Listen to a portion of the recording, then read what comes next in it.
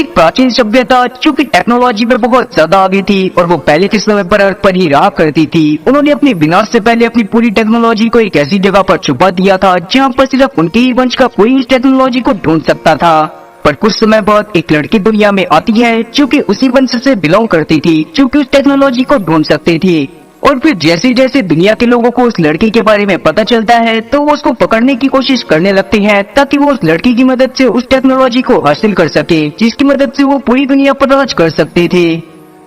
तो कहानी की शुरुआत में हमें इरिडियन नाम की एक सभ्यता के बारे में नरेशन के थ्रू बताया जाता है जो कि काफी समय पहले अर्थ के लोगों और साथ ही अर्थ पर राज करा करती थी। उनके पास ह्यूमन टेक्नोलॉजी और उस समय के मुकाबले बहुत ज्यादा ही आधुनिक हथियार और बहुत सारे गैजेट थे जो कि उनको काफी ज्यादा मदद करा करते थे ताकि वो सब चीजों को अर्थ पर बहुत अच्छे से मैनेज कर पाए। पर वही टेक्नोलॉजी एक दिन उनके अंत का कारण बन गई, जिस दौरान पूरे के पूरे एरिडियंस मारे गए। पर मरने से पहले एरिडियंस ने अपनी सारी की सारी टेक्नोलॉजी और बहुत सारे गैजेट्स को एक ऐसी जगह पर छुपा कर रख दिया था जहाँ पर सिर्फ एरिडियन के लोग ही पहुँच सकते थे। और उसी समय पर यह भविष्यवाणी भी हुई थी कि एक समय पर एरिडियन की एक बेटी आकर उस जगह को खोलेगी और वहाँ पर से वो एरिडियंस की सारी टेक्नोलॉजी और उनके गैजेट्स को निकाल लेगी। वेल, अभी के समय पर सबको ये बात तो पता थी कि एलियंस ने अपने सारे के सारे गैजेट्स पेंडोरा नाम की एक जगह पर छुपाए हुए हैं, पर किसी को ये बात नहीं पता थी कि आखिरकार वो लड़की कौन है जो कि काफी समय बाद आने वाली है और वो एरिडियन की सारी टेक्नोलॉजी की मालिक होगी।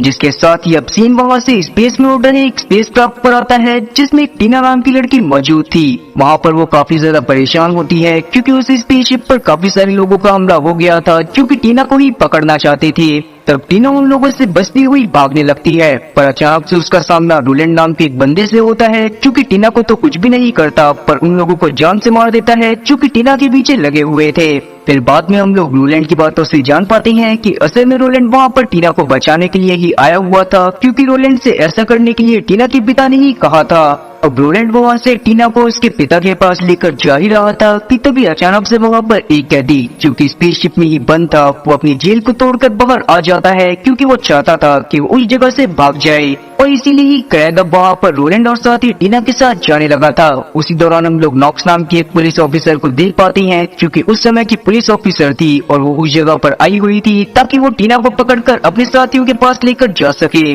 और तब जाकर हम लोग नॉक्स की बातों से जान पाते हैं कि असल में सभी लोगों को लगता है कि टीना ही वही लड़की है जो कि इरिडियन की सारी टेक्नोलॉजी की मालिक है, इसीलिए सब लोग उसको पकड़ना चाहते हैं ताकि वो लोग उसकी मदद से इरिडियन की सारी टेक्नोलॉजी को हासिल कर सके। पर अभी क्रैग वहाँ पर टीना और साथी रोलैंड की जान बचाने के लिए नॉक्स के ऊपर हमला कर देता है और वो किसी तरह से नॉक्स को घायल करता हुआ रोलैंड और साथी टीना को लेकर रोलैंड के स्पेसशिप की तरफ चला जाता है। जिसके साथ ही अब सीन वहाँ से प्रोमेथिया नाम के एक प्लेनेट पर आता है जहाँ पर अब काफी सारे इंसान छोटी छोटी कॉलोनीज बनाकर रहने लग गए थे। उनमें से एक कॉलोनी के एक बार में हम लोग लिलिथ नाम की एक लड़की को देख पाते हैं जो कि असल में बाउंटी हंटर और साथ ही किलर थी। इसको तुम बिल्कुल मार्वल वाली पीटर क्विल की तरह मान सकते हो जो कि लोगों को मारा करता था और चीजों को चुराया करता था ताकि वो अपना पालन पोषण कर सके। अब लिलिथ वहाँ पर बियर पीते हुए आराम से 4 मैन डाउन गाना गा ही रही थी कि तभी अचानक से ही उसके सामने एक होलोग्राफिक इमेज ओपन होती है जो कि किसी और की नहीं एटलस की थी और वही असल में टीना का पिता था।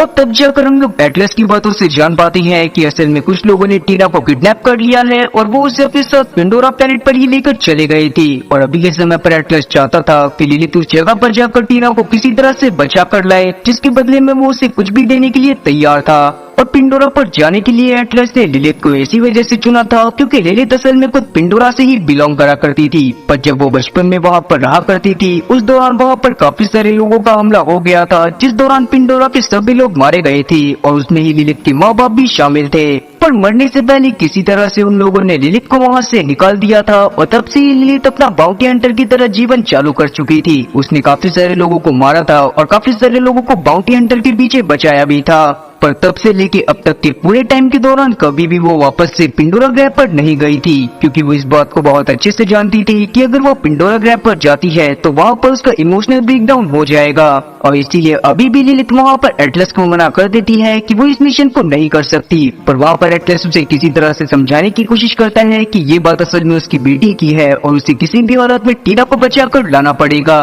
अब क्योंकि बचपन से ही लिलिथ अपने माँ बाप के बिना रही थी और साथ ही वो नहीं चाहती थी कि कोई और बच्चा अपने माँ बाप से दूर हो, इसीलिए वो इस मिशन को करने के लिए मान जाती है और अगले ही दिन पिंडोरा ग्रह पर पहुँच जाती है। अब थोड़ी देर आसपास की जगह को इमोशनली देखने के बाद वो तुरंत ही अपने काम में लग जाती है और आसपास मौजूद लोगों को टीना की फोटो दिखाते हुए टीना के बारे में पूछताछ करना चालू कर देती है। तब शुरुआत में तो वहाँ पर ललित को टीना के बारे में कोई भी जानकारी नहीं मिलती, पर बाद में उसे कुछ लोगों से ये बात पता चलती है कि असल में टीना आज से कुछ समय पहले यहाँ पर आई थी और वो दो लोगों के साथ नॉर्थ की दिशा की तरफ गई थी। अब ये बात जानने के बाद ललित भी वहाँ पर मौजूद क्रीचर्स को देखती हुई नॉर्थ दिशा की तरफ ही जाने लगती है। तब सबसे पहले वो एक बस को पकड़ती है और उसमें बैठने के बाद नॉर्थ दिशा की तरफ बढ़ चलती है। ललित असल में बहुत फेमस बाउंटी हंटर थी और उसके बारे में ज्यादातर लोगों को पता था, इसलिए वहाँ के बस ड्राइवर को लगने लगता है कि शायद ललित वहाँ पर इसी वजह से आई है ताकि वो एलिडियन के खजाने तक पहुँच सके, इसीलिए वो खुशी खुशी उसे उस तरफ लेकर जाने लगता है। पर बाद में जब उसे ललित से इस बात का पता चलता है कि ललित असल में वहाँ पर टीना की तलाश करते हुए आई है, तो न जाने क्यों ड्राइवर बहुत ज्यादा डर जाता है और वो तुरंत ही वहाँ पर ललित को रास्ते में ही उतार कर वहाँ से चला जाता है। जिस जगह पर ललित को उस ड्राइवर ने छोड़ दिया था उस जगह पर दूर दूर तक किसी इंसान का नामो निशान नहीं था, क्योंकि वो पूरी की पूरी जगह एक बियर इलाके में आया करती थी।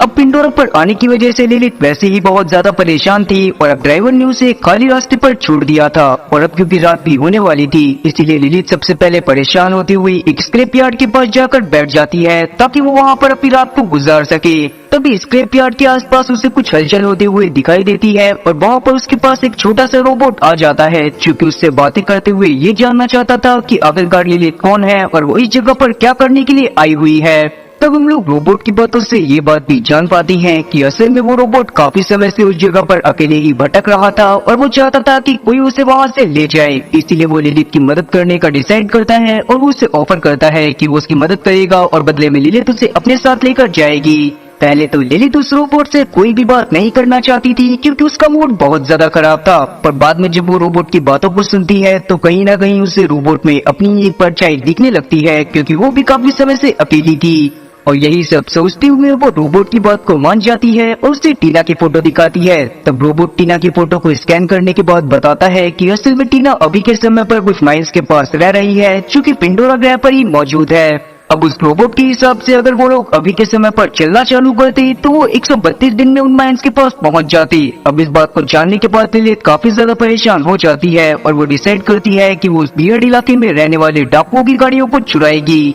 और अब बिल्कुल ऐसा ही होता है। हम लोग अगले दिन देखते हैं कि ललित किसी तरह से अपनी स्नाइपर की मदद से कुछ डाकुओं को ढूंढ लेती है जो कि लोगों की स्मगलिंग कर रही थी, और तब वहाँ पर ललित अपनी स्नाइपर की मदद से उन्हें मारती है और उनकी गाड़ी को लेकर आगे के सफर पर निकल जाती है। और अब क्योंकि ललित के पास गाड़ी थी इसलिए वो उसे 132 दिन के सफर को एक ही दिन में किसी तरह से पूरा कर लेती है और उस जगह पर पहुंच जाती है जहाँ पर अभी के समय पर ललित क्रैग और साथी रोलैंड के साथ रह रही थी। पहले तो ललित को उस जगह पर कोई भी दिखाई नहीं देता, पर बाद में जब वो आसपास की जगह को चेक करती है तो उसे इस बात का कंफर्मेशन मिल जाता है कि टीना असल में उसी जगह पर रहती है, पर अभी के समय पर वो बस छुपी हुई है। तब वहाँ पर टीना को ललित अपने बारे में बताती हुई उसे बाहर आने को बोलती है और तब टीना भी बाहर आ जाती है। टीना असल में बहुत ज्यादा जीनियस थी और इसीलिए उसके पास काफी सारे हथियार मौजूद थे जो कि टीना खुद बनाया करती थी। तब ललित वहाँ पर टीना को एटलस के बारे में बताती हुई उसे एटलस के पास चलने के लिए बोलने लगती है, पर बाद में हम लोग टीना की बातों से जान पाते हैं कि असल में एटलस को भी इस बात का पता है कि टीना एक एरिडियन है और एटलस खुद भी टीना का यूज करना चाहता है ताकि वो एरिडियंस की टेक्नोलॉजी को हासिल कर सके। और क्योंकि अब टीना का खुद भी उसी जगह पर मन लगने लग गया था और वो नहीं चाहती थी कि वो शांति भरी जगह से कहीं पर जाए,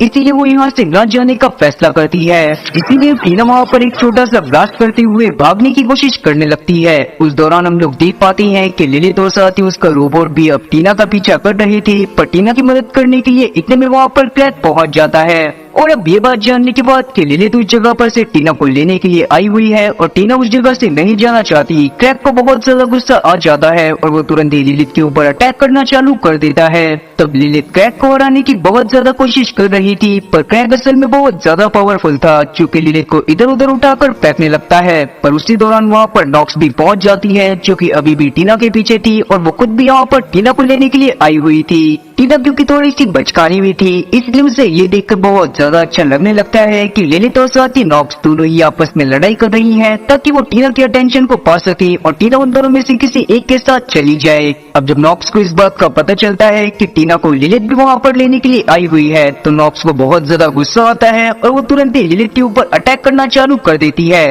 साथ ही वो टीना को भी मारने की कोशिश कर रही थी, पर क्योंकि लिलित का मन बहुत ज्यादा साफ था इसलिए वो किसी तरह से टीना को बचाती है और उसे अपने साथ लेकर भागने लगती है। उसी दौरान वहाँ पर रोलैंड भी अपनी गाड़ी लेकर पहुँच जाता है, क्योंकि उन दोनों को अपनी गाड़ी में बैठा लेता है और साथ ही उसने क्रैक को भी अपनी गाड़ी में बैठा लिया था और अब वो वहाँ से अपनी गाड़ी को भगाते हुए थोड़ा आगे पहुँच गए थे। पर कुछ ही समय में वहाँ पर नॉक्स भी पहुँच जाती है, जो देखने के बाद वहाँ पर रोलैंड अपनी गाड़ी को एक ऐसी जगह पर मोड़ लेता है जिस जगह पर एक बहुत बड़ा मॉन्स्टर रहा करता था। तो नॉक्स तो अपने साथियों के साथ उस जगह पर नहीं जाती, पर हम लोग रोलैंड को देखते हैं चूँकि अपनी गाड़ी को सीधा उस मॉन्स्टर के मुंह में घुसा देता है। पर उसकी गाड़ी में काफी सारे डिफेंस मैकेनिज्म भी लगे हुए थे, चूँकि तुरंत ही उस मॉन्स्टर का पेट अंदर से फाड़ देते हैं, उसके पेट को फाड़ते हुए बाहर निकलते हैं। अब वो लोग किसी तरह से नॉक्स और साथी उस मॉन्स्टर से बचकर आगे की तरफ निकल गए थे, पर अचानक से ही रोलैंड की गाड़ी खराब हो जाती है और उसे सही करने में लग जाता है। अब आगे जब लिलित और टीना आपस में बातें करते हैं तो हम लोग टीना की बातों से जान पाते हैं कि जब से एटलस को इस बात का पता चला है कि टीना के अंदर एरिडियन का खून है, तब से ही वो टीना के पीछे पड़ा हुआ है ताकि वो टीना को पकड़कर किसी तरह से उस तिजोरी को खुलवा ले और एलियन टेक्नोलॉजी का गलत यूज कर सके।